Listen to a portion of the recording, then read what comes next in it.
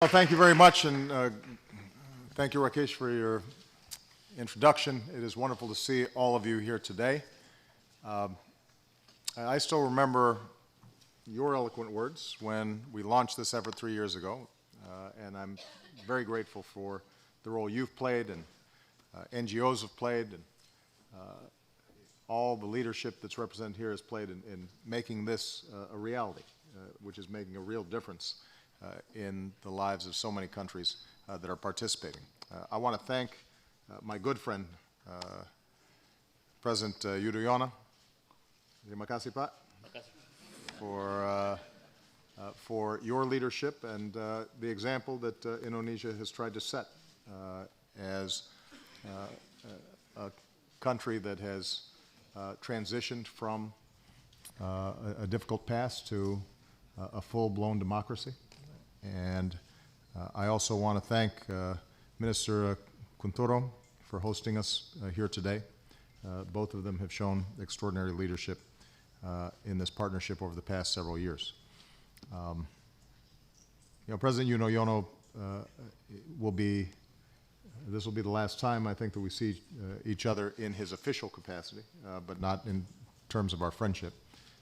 And I think that it's fitting that he's participating here today and leading it because it reflects the legacy of his work. And I also want to acknowledge my dear friend, President Peña Nieto of Mexico, as well as President Zuma of South Africa, who have agreed to lead the partnership in the coming year. I'm thrilled to see so many leaders from civil society, men and women who stand up for equality and opportunity and justice and freedom every single day, and it's not always easy to do. Yesterday, I had a chance to speak about the importance of supporting civil society across the globe, because throughout history, progress has always been driven by citizens who have the courage to raise their voices and imagine not just what is, but what might be, and then are willing to work to bring about the change that they seek. 3 years ago, the United States and 7 other nations launched this open government partnership to represent the other side of that equation, because when citizens demand progress, governments need to be able to respond. And in a new millennium flush with technology that allows us to connect with a tweet or a text, citizens rightly demand more responsiveness, more openness, more transparency, more accountability from their governments.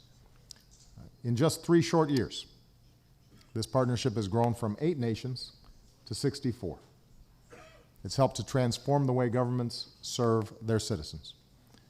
Together, we've made more than 2,000 commitments, improving how governments serve more than 2 billion people worldwide.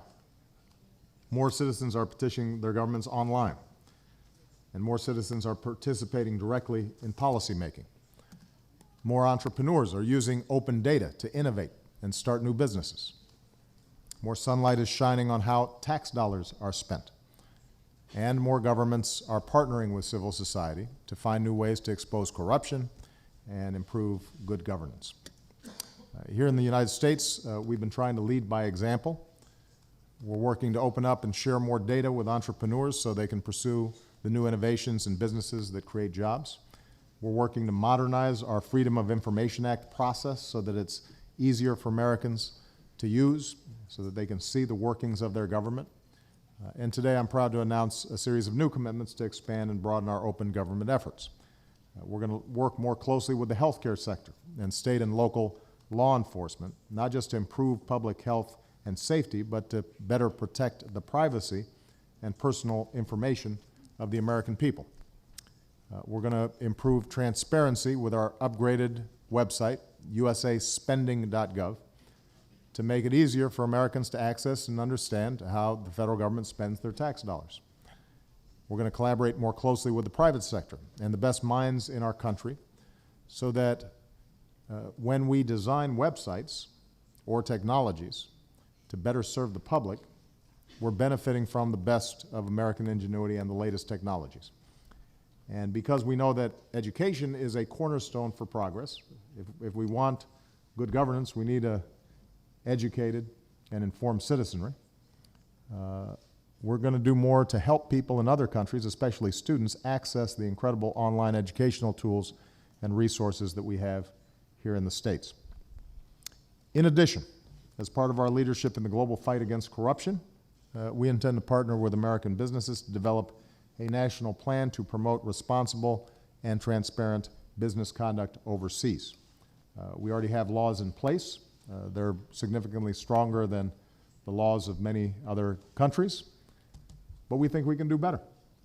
And we think that ultimately it will be good for everybody, including business, because when they know there's a rule of law, when they don't have to pay a bribe to ship their goods or to finalize a contract, that means they're more likely to invest, and that means more jobs and prosperity for everybody. As we look ahead, I believe that continuing this global fight against corruption has to remain a central focus in this partnership. It's an area where we can expand our efforts. Corruption is not simply immoral. From a practical perspective, it siphons off billions of dollars from the public and private sectors that could be used to feed children or build schools or build infrastructure that promotes development. It also promotes economic inequality. It facilitates human rights abuses. It fuels organized crime and terrorism and ultimately instability. Passing anti-corruption laws is necessary, and then those laws have to be enforced so that those who steal from their people are held accountable, and so citizens have faith that the system is not rigged and that justice will be done. We need to do more to track down the proceeds of corruption and prevent our legal and financial systems from becoming safe havens for money gained through bribes or fraud. And we need to do more to ensure transparency and accountability in industries that can be especially vulnerable to corruption, such as the extraction of natural resources. That's not just good for businesses, it helps support development in countries that depend on these industries for growth and for jobs.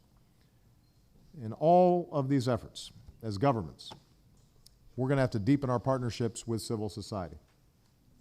As I announced yesterday, I've directed the U.S. government to elevate its engagement with civil society groups around the world.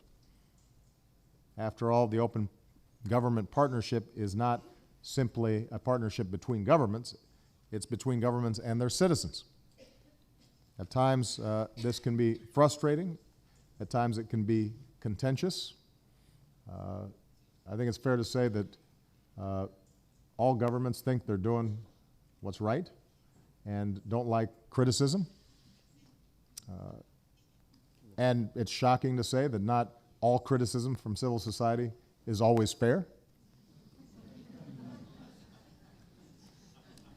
But as leaders, making our governments more open does mean that as a consequence of that criticism, there's self-reflection. And it means that questions are asked that might not have otherwise been asked. And that groupthink doesn't develop inside of a government. And that people don't start as easily rationalizing behavior that, if shown in the light of day, people would object to. And as we've seen through the leadership of Rakesh and so many others who are here today, open and honest collaboration with citizens and civil society over the long term, no matter how uncomfortable it is, makes countries stronger and it makes countries more successful. And it creates more prosperous economies and more just societies and more opportunity for citizens. So the achievement of these first 3 years are an example of the kind of steady, step-by-step progress that is possible for people in countries around the world. No country has all the answers. No country has perfect practices. So we have to continue to find new ways to learn from each other, to share best practices, and most importantly, to turn the commitments that we've made into real and meaningful action that improves the daily lives of our citizens. I'm confident that if we do that, we can ensure that we're living up to the basic truth that governments exist to serve the people and not the other way around. Let me just close by saying this. When we started this, we didn't know if it was going to work. And I could not be more proud to see the enormous changes that are taking place all around the globe, in small increments sometimes. It's not flashy. It doesn't generate a lot of headlines. But the work you're doing here is a steady wave of better government and a steady wave of stronger civil societies. And over time, that means that not only will individual countries be stronger, and not only will the citizens in those countries have greater opportunity and are less prone to experience injustice, but that translates into a world that is more just and more fair. And that's the kind of world that I want to leave my children. So congratulations on the good work, but don't let up, as I'm sure you won't, because I know some of you. Thank you very much.